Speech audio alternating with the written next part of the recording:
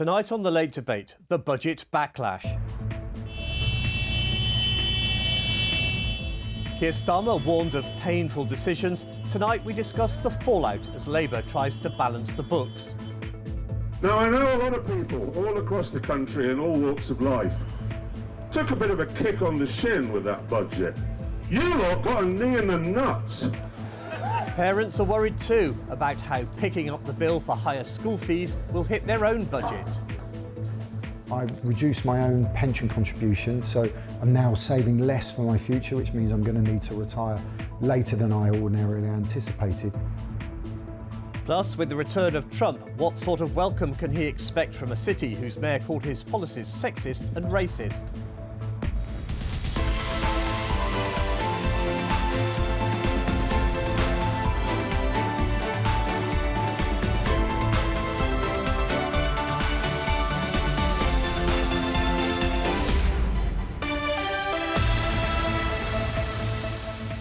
Hello and welcome to The Late Debate.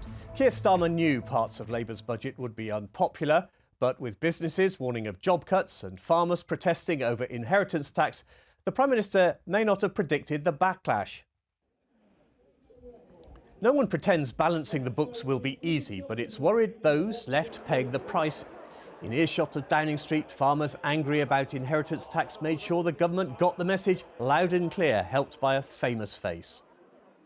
I beg of the government to be big, to accept that this was rushed through, it wasn't thought out, and it's a mistake. That's the big thing to do, admit it, and back down.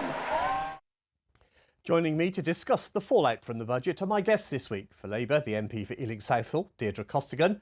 For the Conservatives, the Basildon and Billericay MP, Richard Holden. And for the Liberal Democrats, the MP for Sutton and Cheam, Luke Taylor. Deirdre, what's Labour got against farmers? So we really are backing British farmers, and we've put billions of pounds into British farmers as part of this budget.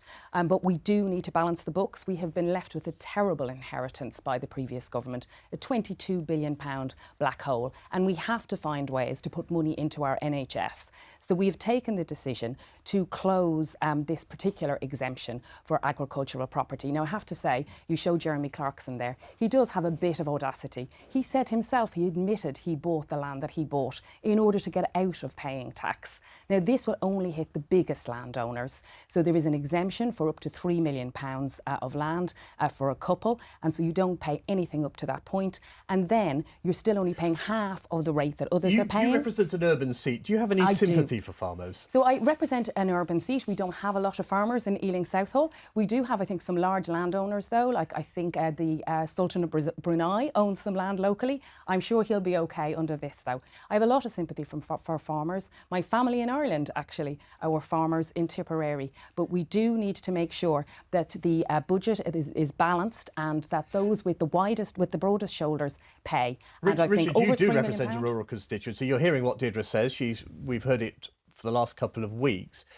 Are you just stirring things up? Look, I mean, I don't understand why you would do this to our farmers. You're looking at businesses which basically have a very high notional value, but actually these guys, our farmers, are often basically minimum wage or earning below minimum wage. The idea that, say, a 350-acre farm, which would be an average family-sized farm, right, where land values are notionally £10,000 an acre, they're probably making less than £100 an acre a year. The idea that they could pay any sort of inheritance tax bill is nonsense. All it's going to do is see our family farms be broken up, probably sold off to overseas, and absolutely hammer our food security. And we've just seen in the last couple of years what we need to do with food and energy security. We saw that from the impact that Russia's invasion of Ukraine had.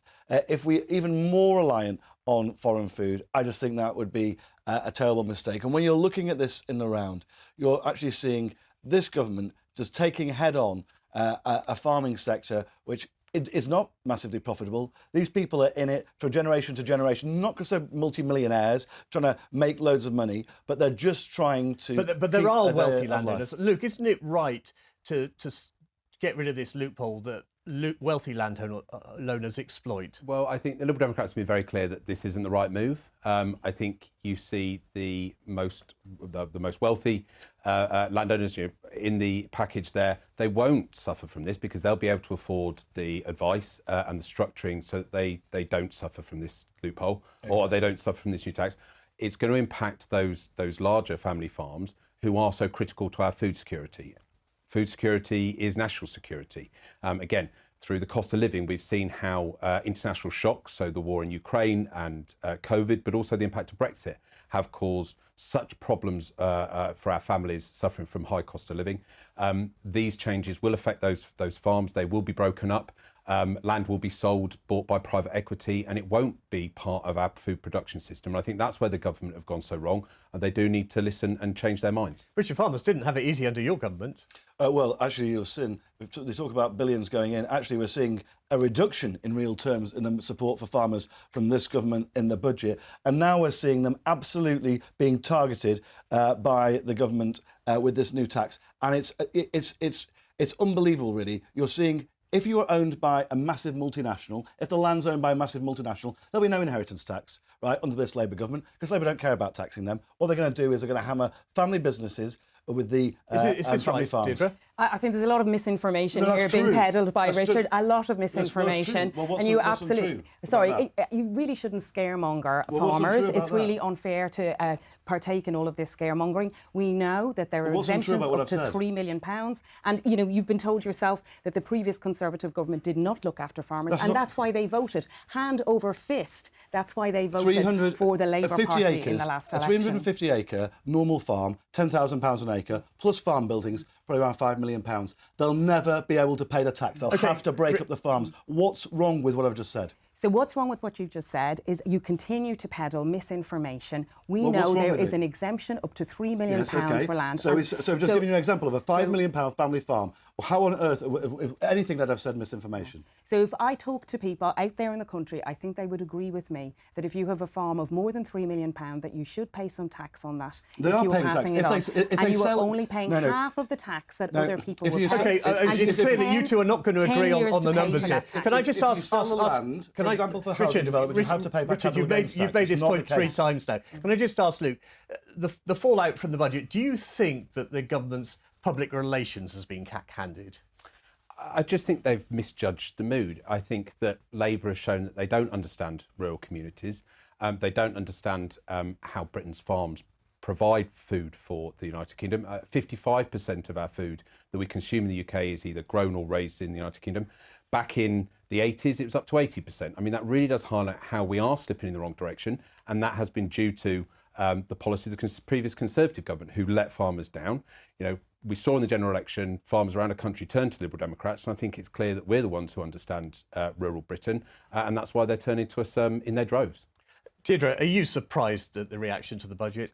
I think you've mentioned there the mood. The mood of the country is that they absolutely understand that the Conservative government really wrecked our economy, left us with this. They wrecked the economy, and I think people out there voted for the Labour Party because of that. And Richard can, say that he's not going to listen to the people. I don't think that's going to help the Conservative Party. I think that people will continue to vote Labour if the Conservative Party don't learn from the results of that election and listen to the people of this country who said that you put the economy of the country in the toilet. People's mortgages went up overnight.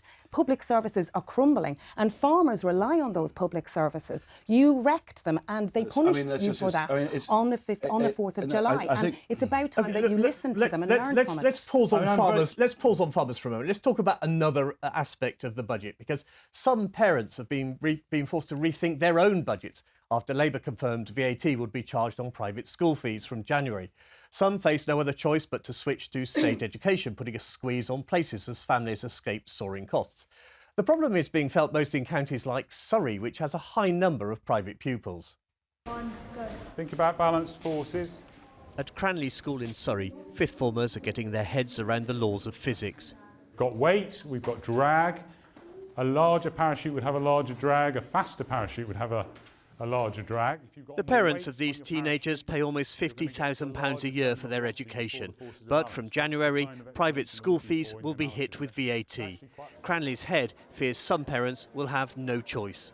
I suspect there will be a number of students who may feel that as they get to a transition point, either from our prep school up to the senior school at 13, they may decide to go state then, or possibly at 16 for sixth form. Obviously, we hope that that's not going to be the case. What do we think of Stella staying in the marriage that's abusive? The tax on school fees was a Labour manifesto pledge announced by the Chancellor in last month's budget. 94% of children in the UK attend state schools. We will introduce VAT on private school fees from January 2025.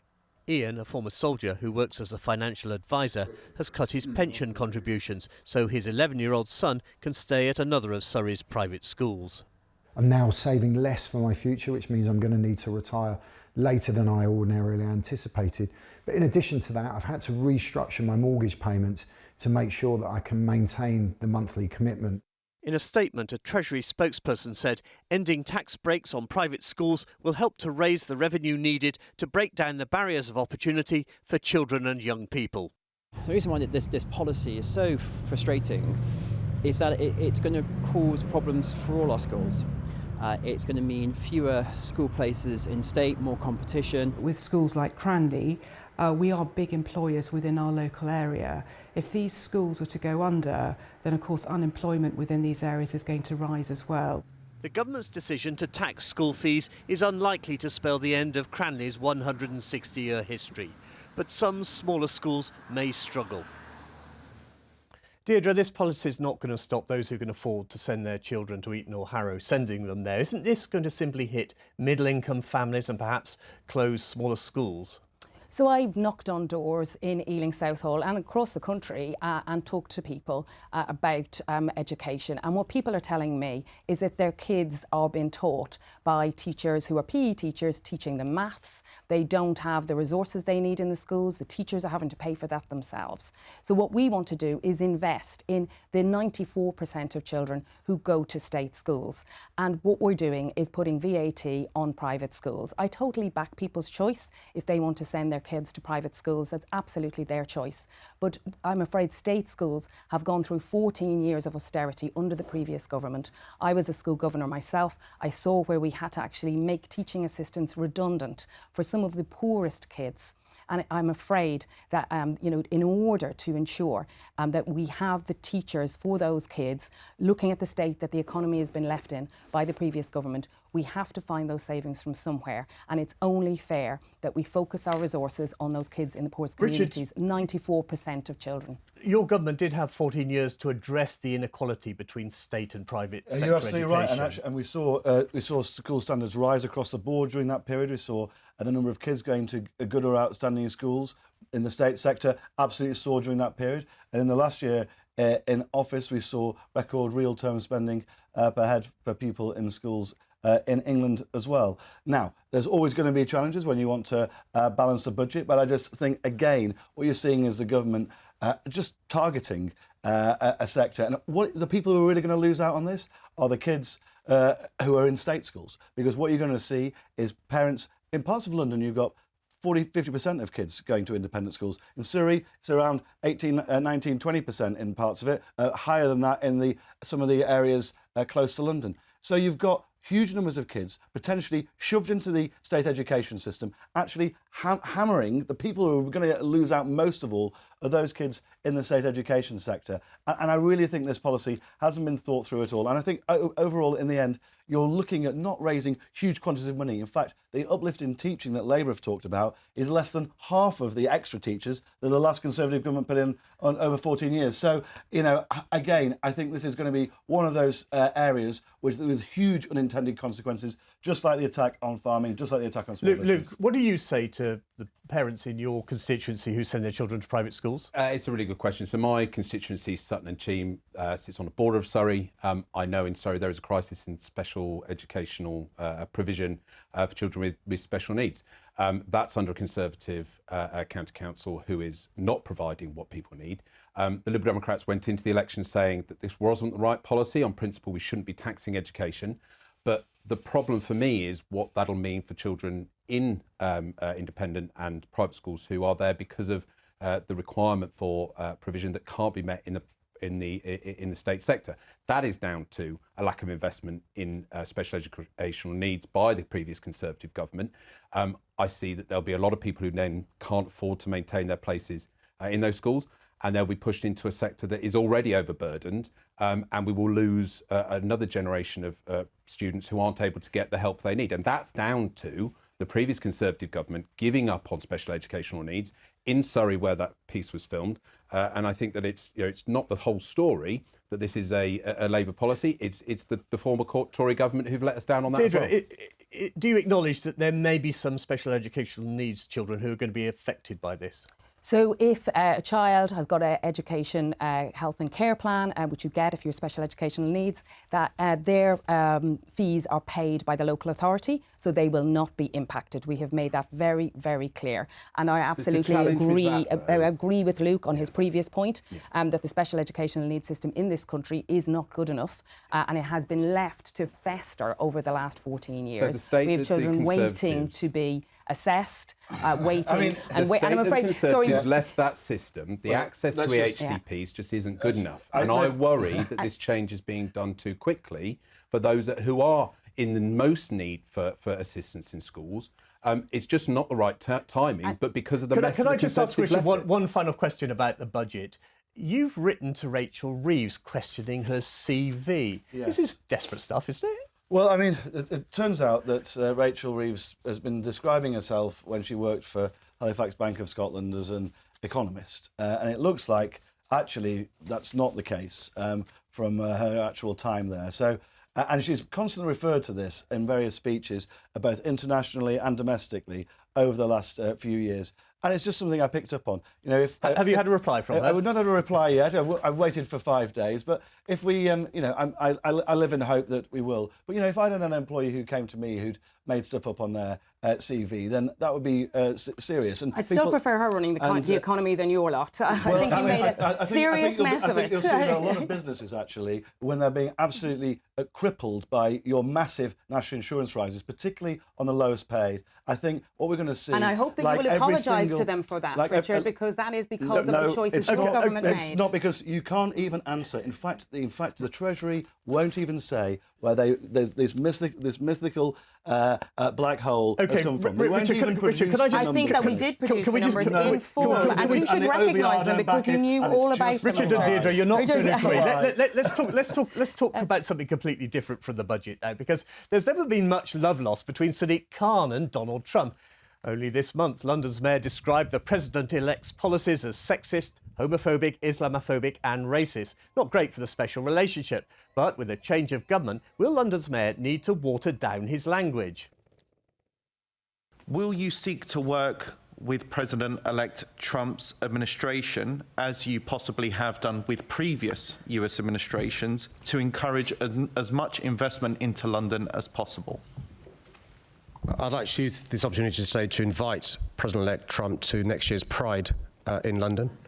I also invite him to attend Friday prayers with me, any Friday he wants to come to London, or a Hindu temple, or a Sikh Gurdwara, or a Jewish synagogue.